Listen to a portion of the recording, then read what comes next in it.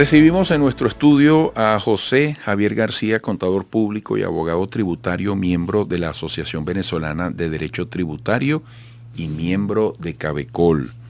El tema es la exoneración durante un año del pago del impuesto sobre la renta a asociaciones cooperativas por decreto presidencial publicado en la Gaceta Oficial de fecha 12 de agosto de 2024.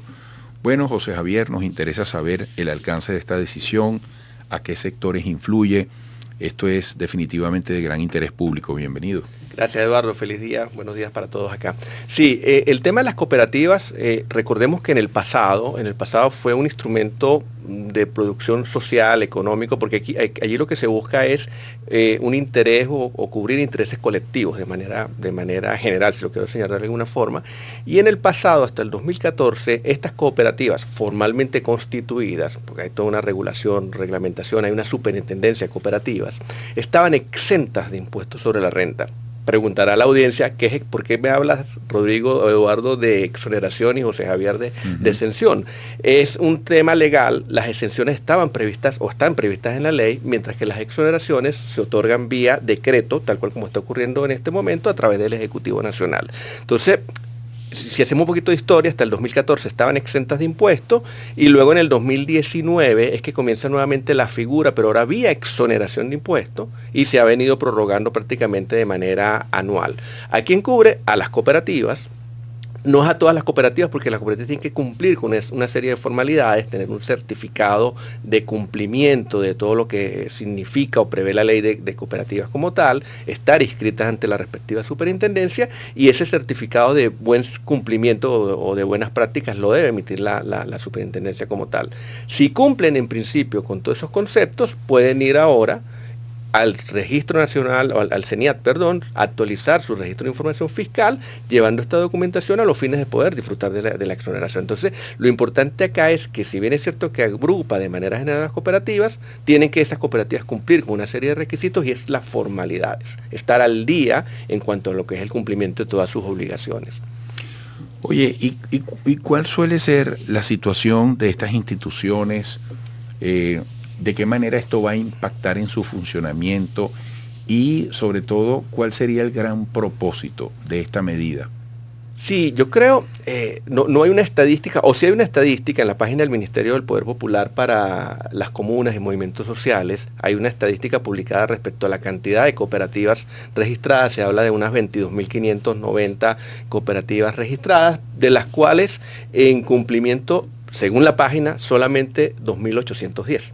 Entonces estamos hablando de un porcentaje equivalente al 10% de la totalidad de cooperativas que están registradas. ¿Qué quizás pudiera buscarse con esto?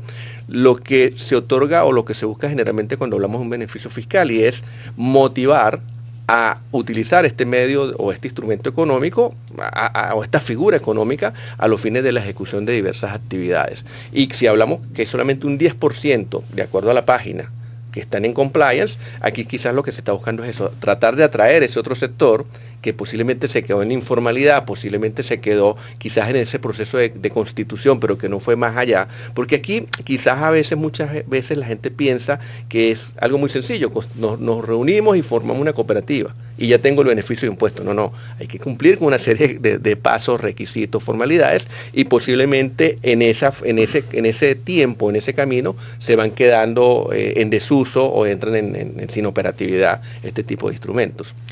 ¿Qué es una asociación cooperativa?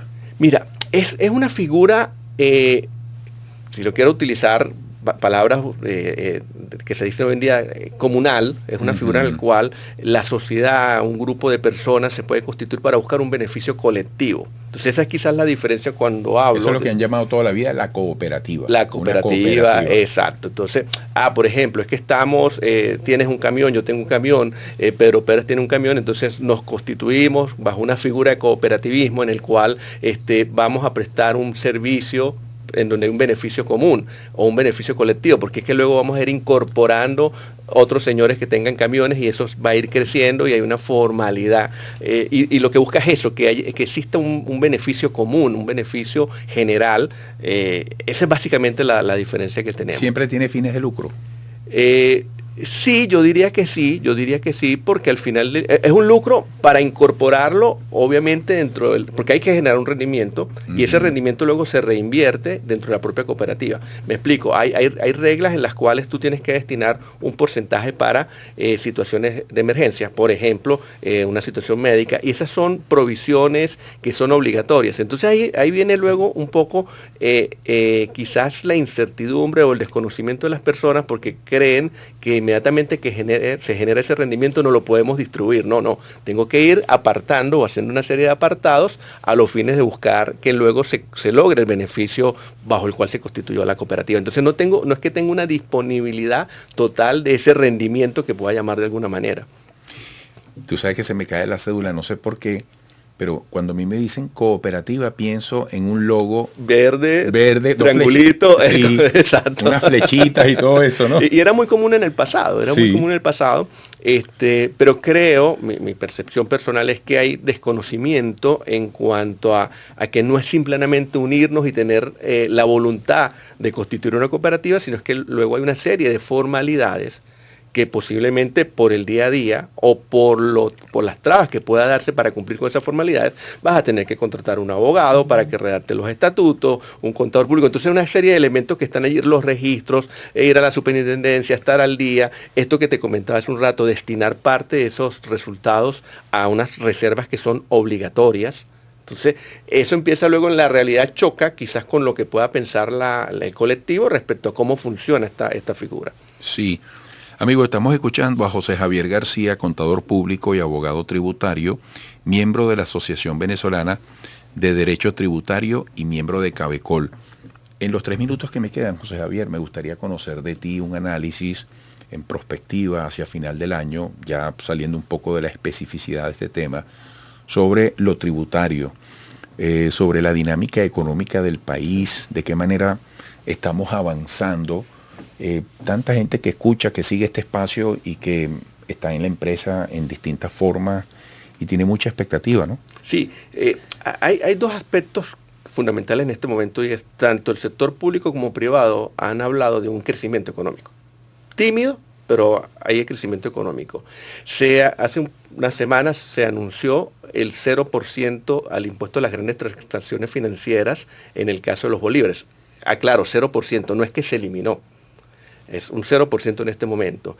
Y recientemente vemos este decreto de exoneración a las cooperativas. Creo que es un buen momento para que el sector privado y el sector público, expertos en economía, expertos en finanzas, política fiscal, licenciados en ciencias fiscales, contadores públicos, universidades, abogados, se unan y empecemos a revisar el actual sistema tributario y busquemos llegar a una armonización. Hace 1 año, 2 años hablamos de armonización tributaria municipal, pero eso es un sector nada más, es una parte del sistema tributario. Entonces, en este momento, si hablamos que ya hay un crecimiento económico o hay un tímido crecimiento económico, nadie objeta la función del Estado, el objeto del Estado de recaudar, esa es parte de su actividad, pero si esa recaudación se da por un incremento de la base de contribuyentes, por una serie de incentivos económicos, financieros, macro, microeconómicos, para que las entidades generen mayor rentabilidad, estás logrando tu objetivo, pero no a través de la incorporación de nuevas tasas impositivas, sino a través de la ampliación de la base de contribuyentes,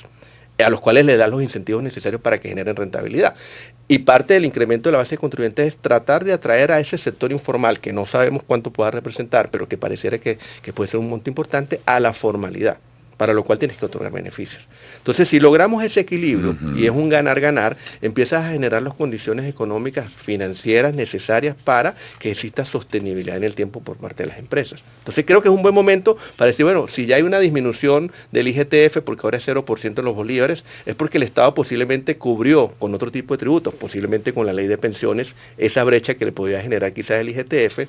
Hay un beneficio en este momento, ¿por qué no pensar en revisar cuáles son los sectores prioritarios de la economía que se quieren desarrollar y sobre eso es encauzar una política monetaria fiscal tributaria y que esa reforma tributaria venga orientada a generar incentivos al sector privado para que hagan la inversión y a que existan incentivos para generar rentabilidad en el caso de las empresas que ya están formalmente constituidas? ¿Tú eres profesor o has sido profesor? Posgrado de la UCB. Tú sabes que yo nunca me pelo cuando hago esa pregunta porque se nota que sabes hablar y que le das a tus palabras Gracias. un gran efecto didáctico.